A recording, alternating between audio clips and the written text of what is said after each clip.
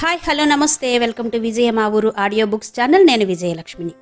Friends, నవల స్రవంతిలో శ్రీమతి గోగినేని మణిగారి నవల బాపు బొమ్మ ఆడియోగా వినిపిస్తున్నాను కదా. మరి ఈరోజు బాపు బొమ్మ నవల ఆడియో 5వ భాగం వినిపించబోతున్నాను.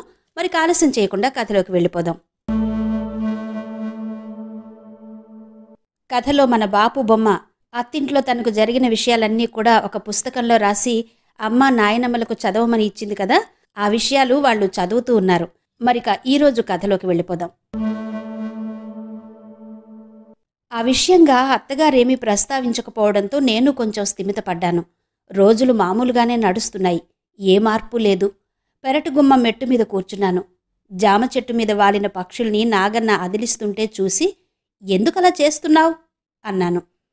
ఏవో 1-2 కాయలు తింటే ఏమవుతుంది? మనం అసలు ఆ కాయలనే కోయటం లేదుగా. ఆ పక్షులనైనా ఆనందంగా తినని అని కూడా చెప్పాను. ఇంటి ముందు పెరటిలోని చెట్లు, ఆ చెట్ల మీద గుంపులు గుంపులుగా పక్షులు ఉంటేనే అందం, ఆరోగ్యం అనేవారు నాన్న. పక్షుల కోసం నాన్నమ్మ ధాన్యపు కంకుల్ని ఇంటి ముందుండే వసారా చూరుకు వేళ్లాడదీస్తుంది. పిట్టల గోల పెద్దమ్మగారికి పడదండి. అందుకే అదే అలవాటైపోద్దని వాటిని అదిలించమంటారు. జామకాయలు కూడా పడవండి. ఒక్కటి కూడా తినరందుకే చిట్టినాయుడు కమ్మేశారండి. ఆడప్పుడప్పుడు వచ్చి చూసుకుంటూ కోసుకెళ్తాడండి. మా బుడ్డోడు కోసం పైసలిచ్చి 4 కాయలిమ్మంటే ఆడిది మా దొడ్డ మనసులేండి. పోరా, నీ కాడనే పైసలు తీసుకుంటానా అని కసిరి 10 కాయలు చేతులెడతాడండి. ఎర్రోడు వెధవా అంటూ అసలు సంగతిని బయట పెట్టేశాడు. తాను తినలేకపోతే మానే, పెరట్లో కాసిన జామకాయలు ఇరుగు పొరుగు పిల్లలకివ్వక అవి అమ్మటమేనా? పనివాళ్లకి ఇవ్వకపోవడం చిచి అనిపించింది. నేను చటుక్కున లేచి లోపలికి వెళ్ళి ఇన్ని గింజల్ని చిన్న చేటలాంటి దానిలో పోసి బయటకు తెచ్చాను. ఇలా పెరట్లో రోజు పెట్టు నాగన్న. ఆ సత్తు గిన్నె ఉంది చూడు, దానిలో నీళ్లు కూడా ఓ పక్కగా పెట్టు. చక్కగా తిని ఎగిరిపోతాయి అన్నాను. అక్కడ ఆ గింజ ధాన్యాల్ని పెట్టానో లేదో మా అత్తగారు విసురుగా వచ్చి రుసరుసలాడింది. ఏరా, నీకు పని చేయడానికి జీతం ఇస్తున్నా గాని పనికిమాలిన కబుర్లన్నీ అడిగినవి కూడా చెప్పటానికి కాదు అంటూ ఉరిమి, ఇక్కడెవరూ తెచ్చిపోసిన రాసులేం లేవు. ఆ చేట తీసుకెళ్లి లోపల పెట్టు.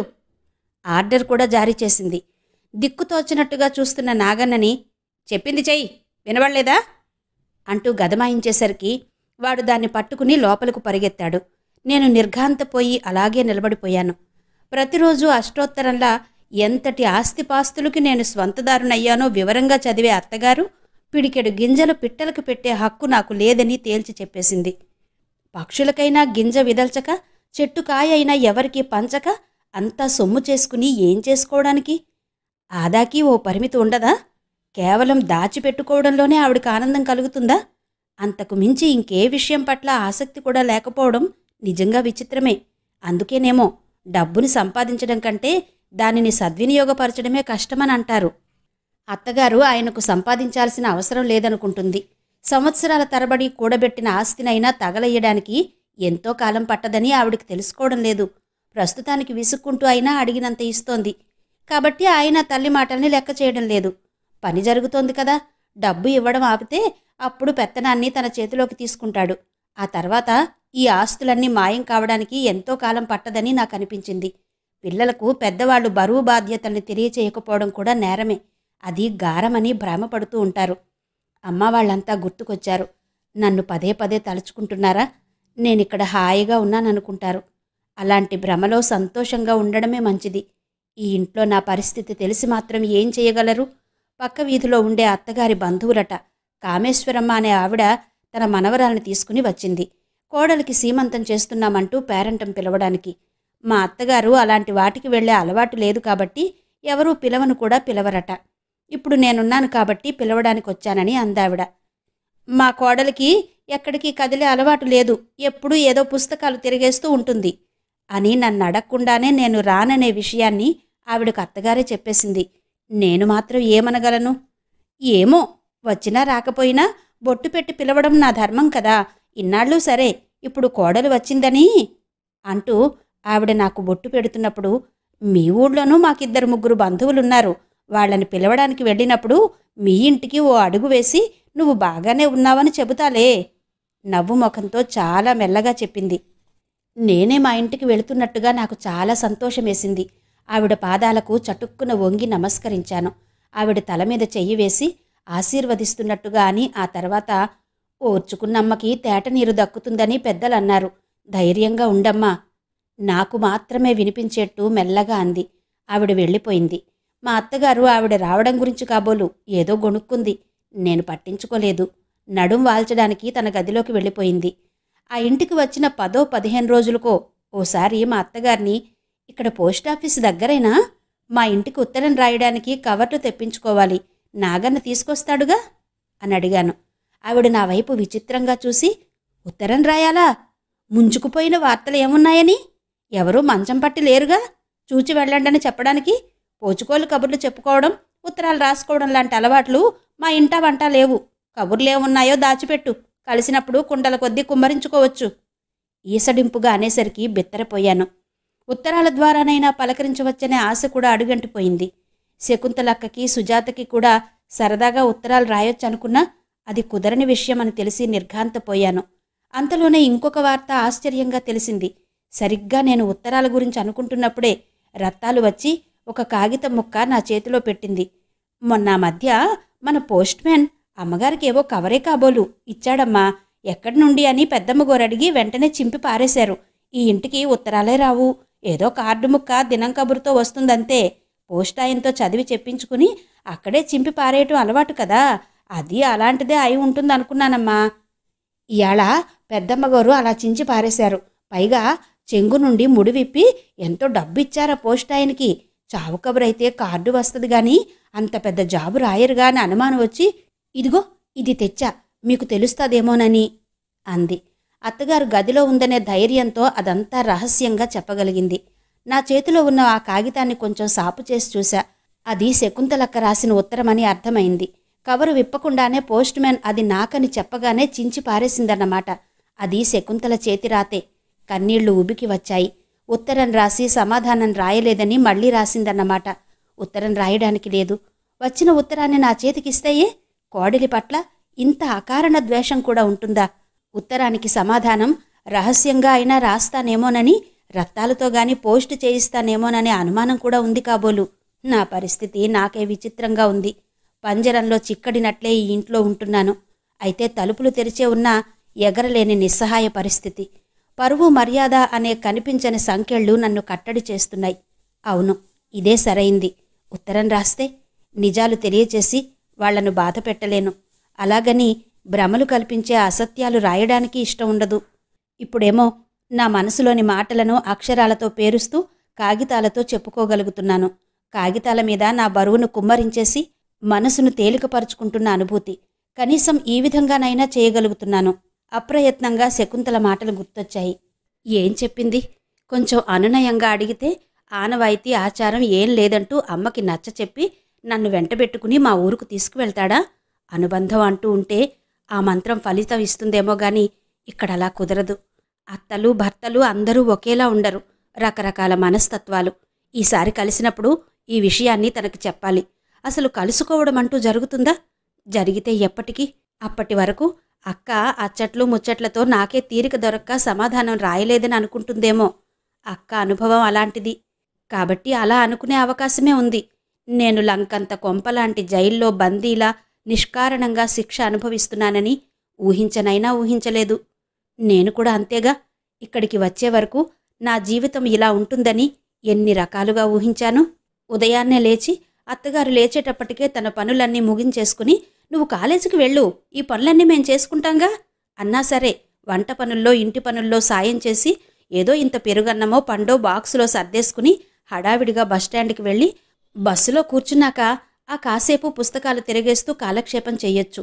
ఇక సాయంకాలం ఇంటికి వచ్చాక అలసిపోయినట్టు తోటకూర కాడలా వేళ్లాడిపోతున్నావు, విశ్రాంతిగా కాసేపు కూర్చో అని అత్తగారన్నా కూడా హుషారుగా ఆవిడకు చేదోడు వాదోడుగా పనుల్లో సాయం చేశాకనే పుస్తకాలు తీసి పాఠాలు చదువుకునే పని మొదలుపెట్టాలి.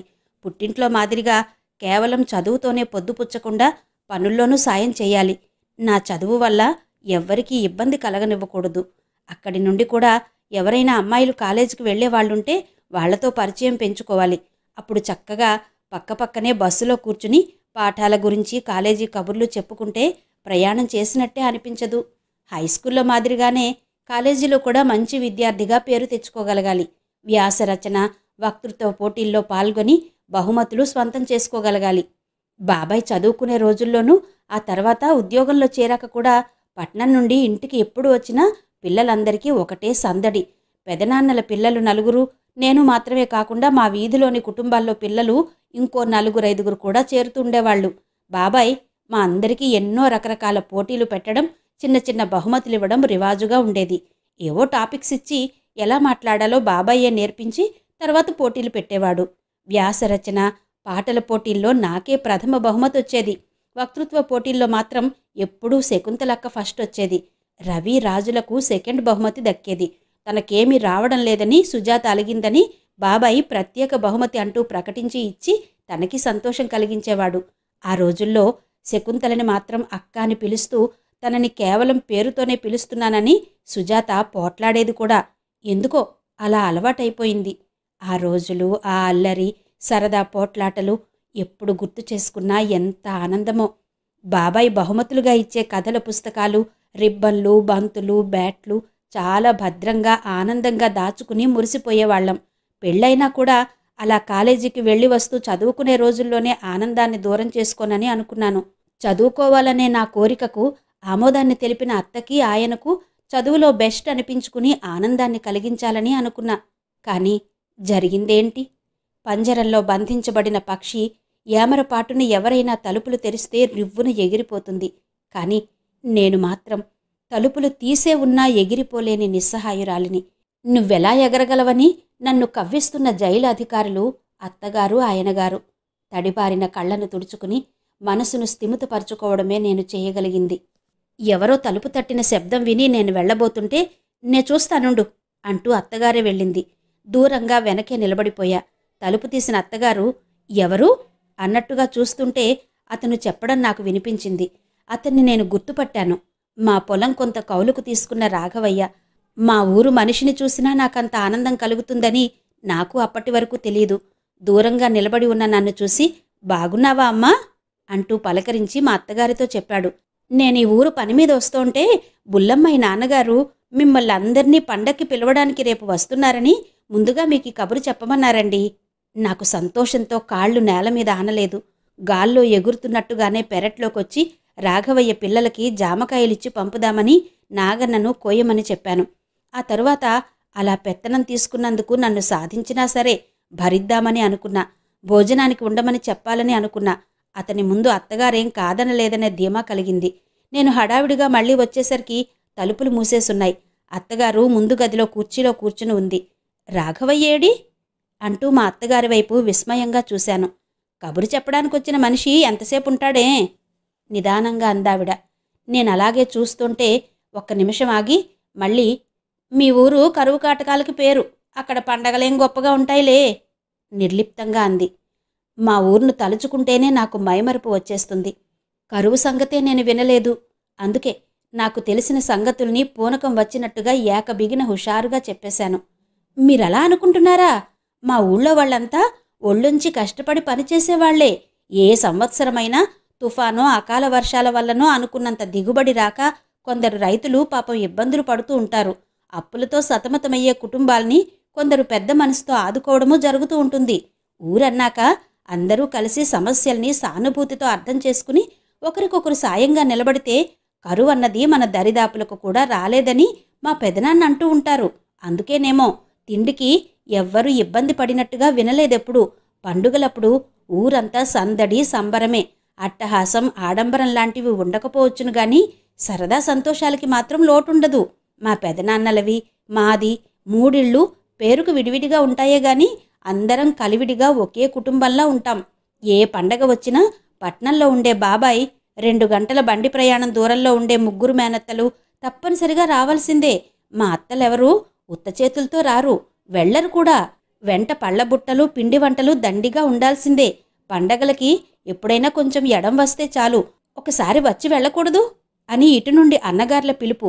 అవును, అందర్నీ చూడాలనిపిస్తోంది అనుకుంటూ 3 కూడబలుక్కుని బళ్ళు కట్టించుకుని పిల్లాజల్లాతో అటు నుండి చెల్లెమ్మల పరుగులు అంటూ నవ్వి మళ్ళీ వెంటనే కొనసాగించాను.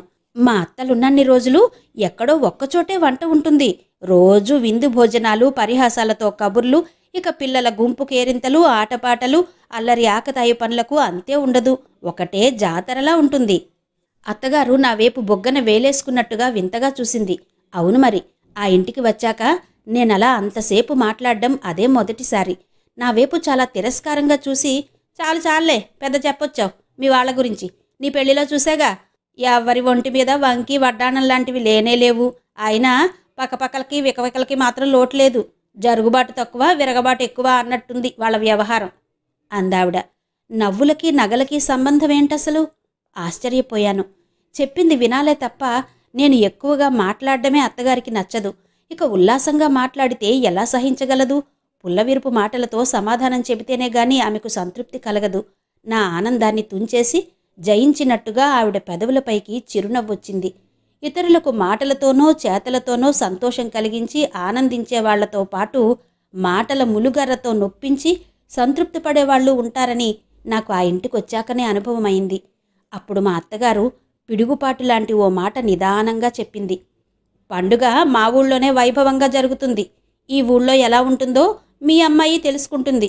ఆ పైన మద్రాసు పైన నీలగిరో మరొకటో ఏదో ఊరి పేరు మా వాడు చెప్పాడు. అక్కడికి ఇద్దరూ కలిసి వెళ్ళి 4 రోజులు చక్కగా గడిపి వచ్చే ప్రోగ్రాం ఏదో ఉంది.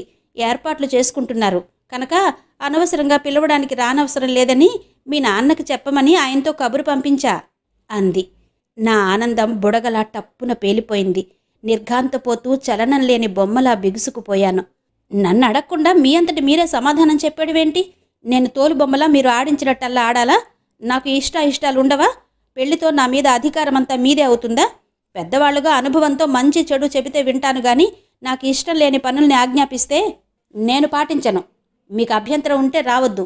నేను మాత్రం నాన్న వెంట మా ఊరికి వెళ్లే తీరతాను. ఏం చేస్తారు? ఏం చేయగలరు? నా కోపాన్ని ఆవేశాన్ని వెళ్ళగక్కుతూ ఆవిడని 2 చేతులతో గుంజి పట్టుకుని అలా అడగ్గలిగితే ఎంత బావుంటుంది. లేకపోతే ఈ ఊళ్ళోనే పండగ సంబరం బావుంటుందట. ఇక్కడే ఈ ఇంట్లో అష్టైశ్వర్యాలు ఉన్నాయని అత్తగారి అభిప్రాయం. నాకు మాత్రం అష్టదరిద్రాలు తిష్ట వేసినట్టుగా అనిపిస్తుంది. మా ఊరు వచ్చి మా ఇంట్లో మా వాళ్లతో కలిసి ఓ 10 రోజులుంటే అప్పుడు ఆనందంగా జీవించడం అంటే ఏంటో ఆవిడకు తెలుస్తుంది. మనుషుల మధ్య మనిషిలా బ్రతకడం అర్థమవుతుంది. నా దృష్టిలో వాళ్ళిద్దరూ మనుషుల రూపంలో ఉన్న యంత్రాలు మాత్రమే. మనుషులకుండే స్పందనలుండవు. ఒక యంత్రం డబ్బు కూడబెట్టడం, మరొకటి ఖర్చు చేయడంలో శ్రమ పడుతుంటాయి.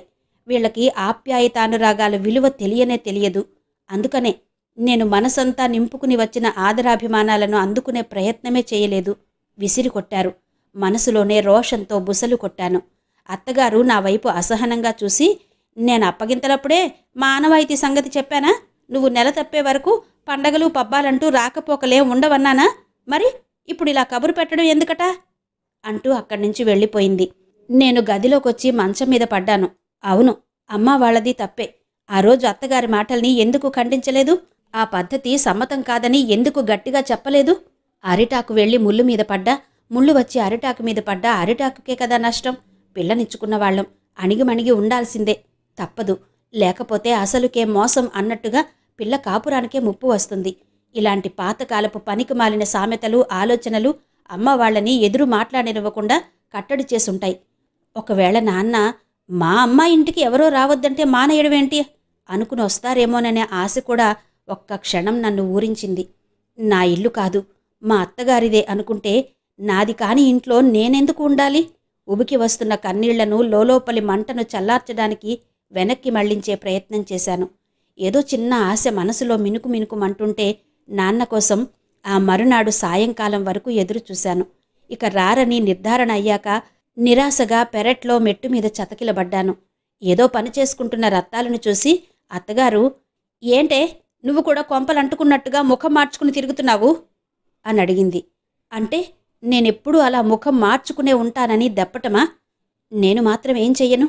మనసులోని దిగులు వద్దన్నా ముఖంలోకి అలా వచ్చేస్తుంది కాబోలు. ఏంటోనమ్మా, ఇంట్లో మా వాడితో పిల్లతో ఒకటే రగడ. నాకెటూ పాలు పోవడం లేదు నిట్టూరుస్తూ దిగులుగా బదులు చెప్పింది రత్తాలు. ఏమైందే? అత్తగారు మళ్ళీ ఆరా తీసింది. రత్తాలు చేతిలోని చీపురు పక్కన పడేసి చతకిలబడి కూర్చుని తీరుబడిగా వివరించింది. ఆ మధ్యన మా ఊళ్ళో ఎగసాయం చేసుకునేవాడు.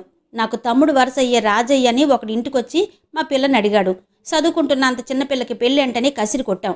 కానీ ఆడు మాత్రం పట్టు ఎడవకుండా పదే పదే ఇంటి చుట్టూ తిరిగి మా మావని కళ్ళు పక్కకి తిప్పి ఎలాగో మనువుకు ఒప్పించేశాడు. ఆడికి 30 ఏళ్లకి ఎక్కువే గాని తక్కువ ఉండవమ్మా. పెళ్ళైన 3 నెలలకే మొదటి పెళ్ళం టపా కట్టేసింది. అందరూ ఏదో జబ్బు పేరు చెప్పుకున్నారు కానీ నేనేమో ఆడి చింతనిప్పు లాంటి కళ్ళు, ఎద్దుల్లా ఉండే రూపు చూసి గుండాగి చచ్చి ఉంటుందని అనుకునేదాన్ని. ఇప్పుడేమో నా పిల్లనే ఆడికి కట్టబెట్టాలంటే మనసు ఒప్పడం లేదు. మా వాడు నా మాట చెవిని పెట్టడం లేదు. పిల్లదేమో ఏడుపు ఆపడం లేదు. నాకు దిక్కు తోచకుండా ఉందమ్మా. అత్తగారు వెంటనే ఠకీమని సమాధానం చెప్పేసింది. ఇందులో అంత తలబద్దలు కొట్టుకోవాల్సిందే ఉంది రత్తాలు.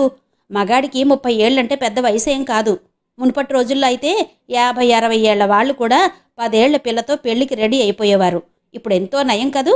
పిల్ల 9వ తరగతి కదూ చదువుతోందని ఆ మధ్య చెప్పావు. ఆడపిల్లలు ఎంతలో ఎదిగి వస్తారే. 3 ముళ్ళు పడిపోతే ఇట్టే పెద్దరికి వచ్చేస్తుంది. పిల్లకి తెలియక ఏడిస్తే నువ్వు తల్లివి, నచ్చ చెబితే ఎందుకు వినదు? ఏదైనా చెప్పే పద్ధతిలో చెప్పాలే. పెళ్లితో కొత్త బట్టలు, నగా నట్ర అన్నీ వస్తాయని చెప్పు, ఎంచక్కా ఒప్పుకుంటుంది. అవును, కొత్త బట్టలు నగలు వస్తుంటే నొప్పి ఎందుకే అని నచ్చ చెప్పి చూడు, ఎగిరి గంతేసి ఒప్పుకుంటుంది. అయినా రత్తాలు, నీ పిచ్చిగాని చదువు చట్టుబండలు ఎందుకే? కూటిక గుడ్డక ఎందుకు పనికిరాదు. పెళ్లి చేసి పంపేస్తే నీకు సుఖం, దానికి సుఖం. కట్టుకున్నాడు ఏదో ఇంత తిండి పెట్టడా? తిని కూర్చోవటమేగా. ఎలాగో ఒకలాగా రోజులు వెళ్ళమారిపోతాయి గాని ఆగిపోవు. ఇదే మీ పిల్లకి బాగా బోధించు అన్నాను నేను కచ్చగా. రత్తాలతో పాటుగా మా అత్తగారు నా వైపు వింతగా చూసింది. నెమ్మదిగా తేరుకున్న రత్తాలు అలాగే చూస్తూ, అదేంటమ్మా అలాగంటున్నారు అంది. ఏ బాగా చెప్పలేదా? నీకు నచ్చలేదా? మన పెద్దవాళ్ళంతా చెప్పేది ఇదే కదా. నా మాటల్లోని వ్యంగ్యం అత్తగారికి అర్థమైనట్టు లేదు. అందుకేనేమో మళ్ళీ నచ్చ చెప్పే ప్రయత్నం చేసింది. అవునే రత్తాలు, నీ పిల్ల చదివి ఊళ్ళేలేస్తుందనుకుంటున్నావా? ఎంత చదివినా నౌకరీ చేసినా కూటి కోసమేగా. మా కోడలు చెప్పినట్టు కట్టుకున్నాడు తిండి పెట్టకపోడుగా. పైగా కోరి వస్తున్న వాడిని కాదనుకుంటే ఆ తర్వాత సంబంధం కోసం కాళ్ళరిగేలా తిరగొద్దు. పెళ్ళి ఎప్పటికైనా తప్పుతుందా? కొంచెం ముందు వెనక అంతేగా. రేపు నీ పిల్లని వెంటబెట్టుకునిరా. అమ్మా నాన్నల మాట వినకుండా నీకీ మొండి పట్టుదల పంతం దేనికి అని చివాట్లు పెడతాను అందావిడ. నేను చెబుతున్నానమ్మా, ఈడు జోడుగా ఉండేవాడైతే మొగ్గు చూపేదేమో తెలవదు. ఈడు ఆకారం చూసి పిల్ల బెంబేలెత్తిపోతుంది అనిపిస్తోంది. అక్కడికి ఆడు పిల్లకి చదువు మీద మోజంటే వాళ్ళకి దగ్గరలోనే పంతులుగారున్నారట. ఆరి దగ్గర చదువుకోవచ్చు అన్నాడు. ఆ పంతులుగారే పరీక్షలకు కూడా కట్టిస్తారట. ఆ మాట చెబితే మా పిల్ల నేను ఆ ఊళ్ళో ఎందుకు చదువుకోవాలి, ఇక్కడే చదువుకుంటా, పెళ్ళి గిల్లి వద్దు అని తెగేసి చెప్పిందమ్మా అంది రత్తాలు దిగులుగా ముఖం పెట్టి. నాకు చాలా ఆశ్చర్యం అనిపించింది. ఏంటి రత్తాలు, నీ కూతురు అంత చిన్నపిల్ల అంత తెలివిగా మాట్లాడిందా? అవును, నిజమేగా. పెళ్లి చేసుకు వెళ్ళి వాళ్ల దయాధర్మం మీద ఎందుకు చదువుకోవాలి? వాళ్ళు కాదంటే చదువు మానేసి వాళ్ళు చెప్పినట్టు వింటూ ఓ మూలపడి ఉండాలి. అలాంటి కర్మ లేకుండా తల్లిదండ్రుల దగ్గరే ఉండి తన హక్కుగా తనకిష్టమైనంత కాలం చదువుకుంటుంది. ఆ తర్వాతే పెళ్ళి అన్నట్టుగా చెప్పిందంటే తనకి ఎన్ని తెలివితేటలున్నాయో తెలిసిపోవడం లేదు. చక్కగా చదువుకోనియండి అన్నాను. మనసులో మాత్రం ఆ ఆలోచన మా వాళ్ళకి నాకు లేకపోయే అనుకుంటూ నాకు తోచిన సలహా నిర్భయంగా చెప్పగలిగాననిపించింది. రత్తాలు, నాకు తెలియక అడుగుతాను, ఇంట్లో కూర్చుని వండి పెట్టే ఆడదానికి చదువెందుకే?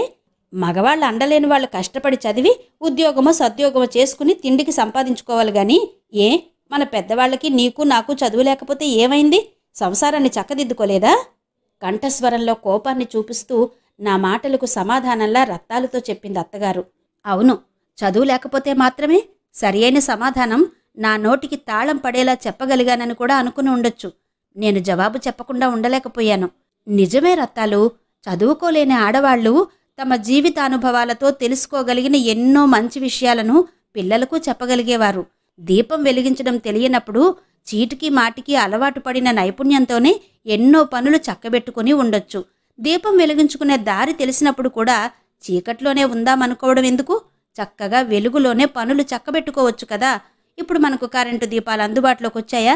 మన పెద్దలంతా లాంతరు దీపాలతో సుఖంగా బతకలేదా అనుకుని ఆ లాంతరు దీపాలనే వాడాలని అనుకోవడం లేదు కదా. అందుబాటులోకి వచ్చిన సౌకర్యాన్ని వినియోగించుకోవాలని మనం అనుకుంటాం. అవునా? చదువు అంటే ఏమనుకుంటున్నావు? చీకటిని దూరం చేసే జ్ఞానదీపం. ఇప్పుడు ఈ రోజుల్లో చాలామంది అమ్మాయిలు చక్కగా చదువుకుంటున్నారు, ఉద్యోగాలు చేస్తున్నారు. చదువుతో బయట ప్రపంచంలో ఏం జరుగుతుందో, ఎలాంటి మార్పులు వస్తున్నాయో అన్నీ తెలుసుకోవచ్చు. మన ఇంట్లో మనం ఉంటూ నలుగురితో ప్రమేయం లేకుండా బ్రతకడం కాదు, మగవాళ్లతో సమానంగా చదువుకుని ఉద్యోగాలు చేస్తూ ఆడవాళ్లు ముందుకడుగు వేయాల్సిందే.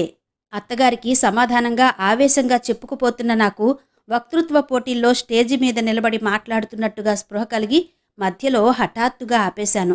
స్కూల్లో టీచర్లు చెప్పినవి, చిన్నప్పటి నుండి బాబాయి చెప్పే సూక్తులు, వీటి ప్రభావంతో ఏదో గడగడా చెప్పుకుపోతున్నానని రత్తాలు బిత్తరచూపులతో అర్థమైంది.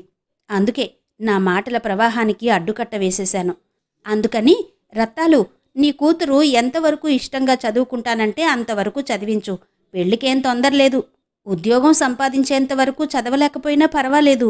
ఎంతో కొంతవరకు చదివినా ఏదో విధంగా విద్య వలన ఉపయోగమే కానీ నష్టం అంటూ ఏం ఉండదు. నీ ఇద్దరు మగపిల్లల్ని కూలికి పంపించాలని తొందరపడకుండా చదివించాలనుందని చెప్పావా? అలాగే అమ్మాయిని తన ఇష్టప్రకారం చదివించు. ఆడపిల్లలకు చదివెందుకనే తప్పు అభిప్రాయాన్ని వదిలిపెట్టండి.